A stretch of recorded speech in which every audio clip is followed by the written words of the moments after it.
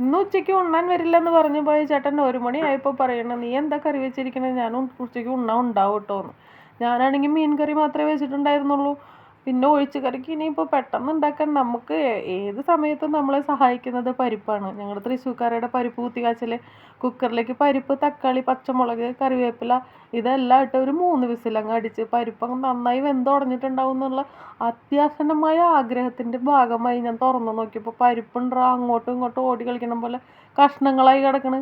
ഇപ്പോൾ പിന്നെ സ്മാഷർ എടുത്ത് നന്നായി അങ്ങ് ഉടച്ചെടുത്ത് വെളിച്ചെണ്ണയിലേക്ക് ചെറിയ ഉള്ളിയും നമ്മുടെ ഒറ്റമുളകും പിന്നെ നമ്മുടെ കറിവേപ്പിലൊക്കെ ഇട്ട് നല്ലതുപോലെ മൂപ്പിച്ചെടുത്ത് ഈ വേവിച്ചെടുത്ത പരിപ്പിനെ അതിലേക്ക് തട്ടി അങ്ങ് തിളപ്പിച്ച് ഉപ്പിട്ടൊന്ന് എടുത്തു കഴിഞ്ഞാൽ ഞങ്ങളുടെ തൃശ്ശൂർക്കാരുടെ പരിപ്പ് കുത്തി വെച്ചത് റെഡിയാണ് കേട്ടോ.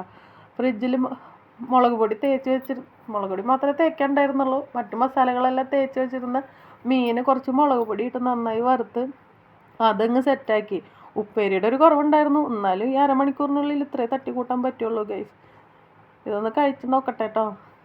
കാലത്ത് വെച്ച് മീൻകറി, പരിപ്പ് കുത്തി വെച്ചത്, മീൻ വറുത്തത്, മുട്ട വറുത്തത്, കുഴപ്പമില്ല, അന്തസ്സാണ്.